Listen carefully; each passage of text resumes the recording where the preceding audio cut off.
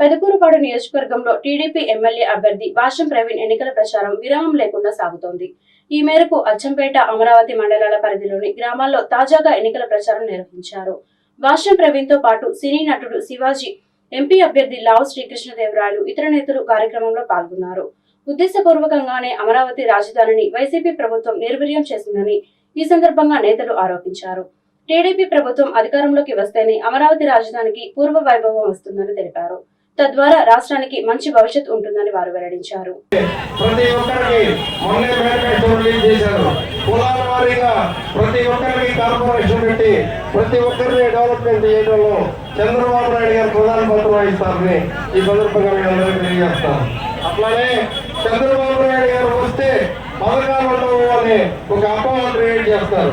అటువంటిది ఏముండదు బ్రదరు. దాదాపు సూపర్ 6 పథకాలని మీరు ప్రతి ఒక్కరికి చెప్పాల్సిన అవసరం ఉంది. సూపర్ 6 పథకాల్లో ప్రతి రైతుకి రైతు పనుల కింద 20,000 రూపాయలు ఆర్థిక సాయం అందించడం జరుగుతుంది. అట్లానే ప్రతి ఒక్క మహిళకు నెలకు 15,000 రూపాయలు ఇవ్వడం జరుగుతుంది. ప్రతి ఒక్క చదువుకునే విద్యార్థికి సంవత్సరానికి 15,000 రూపాయలు ఇవ్వడం జరుగుతుంది. అదే ఒక ఇంట్లో ఒకరుంటే 15,000, ఇద్దరుంటే 30,000, ముగ్గురుంటే 45,000 ఇవ్వడం జరుగుతుంది. అట్లానే ప్రతి నిరుద్యోగ యువతకి 3,000 రూపాయలు ఆర్థిక సాయం చేస్తుంది, నిరుద్యోగ వృత్తి కింద ఇవ్వడం జరుగుతుంది. అట్లా రకరకాల పథకాలు ఉన్నాయి. అట్లానే మీకు ప్రతి ఇంటికి కూడా 3 గ్యాస్ సిలిండర్లు ఫ్రీ. అట్లానే ప్రతి ఒక్క మహిళకు కూడా బస్సు ప్రయాణం ఫ్రీ. ఇట్లా సూపర్ 6 పథకాలు ఎన్నో ఉన్నాయి. అట్లానే పెన్షన్ 3,000 రూపాయల నుంచి 4,000 రూపాయలు చేసే ఘనత మన చంద్రబాబు నాయుడు గారు ఈ సందర్భంగా మీకు తెలియజేస్తాం. అట్లానే వికలాంగులకు 6,000 రూపాయలు చేయబోతున్నారు మన చంద్రబాబు నాయుడు గారు. అది కూడా అందరూ గుర్తుపెట్టుకోవాల్సిన అవసరం ఉంది.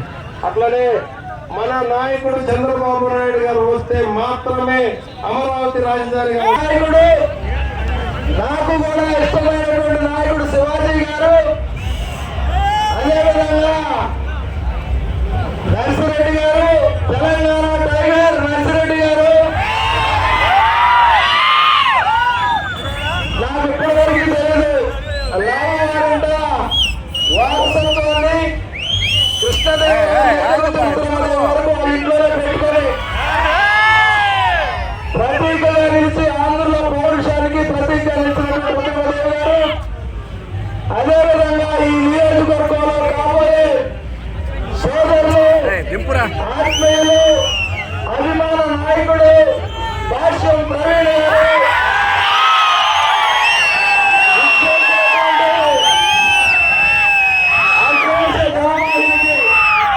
ధన్యవాదాలు, అభినందనలు, కృతజ్ఞతలు. సుభాష్ టీచర్లు నిలబెట్టాడు. ఫోన్లే మందు తాగటం తప్పు, కానీ ఆ తాగేదేదో కాస్త కొంచెం నచ్చగా గుర్తులోకి పోయి అనకుండా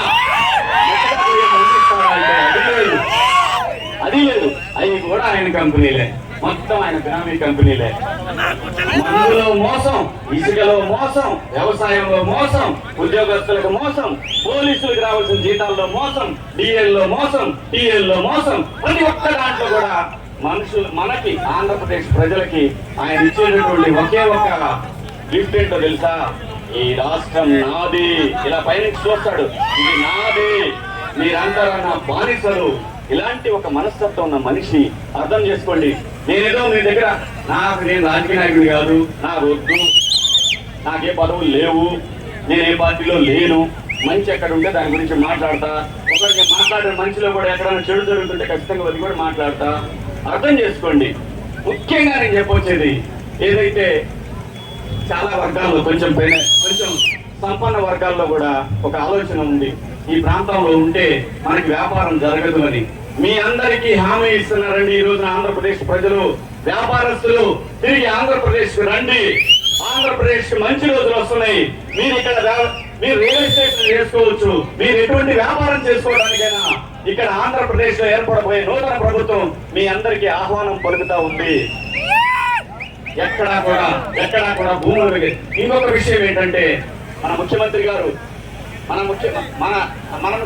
కాదు, నాకు తెలియదు, మన ముఖ్యమంత్రి గారు కాదు, ఒక రాష్ట్రంలో ఒక ముఖ్యమంత్రి గారు ఆయన దిగిపోయే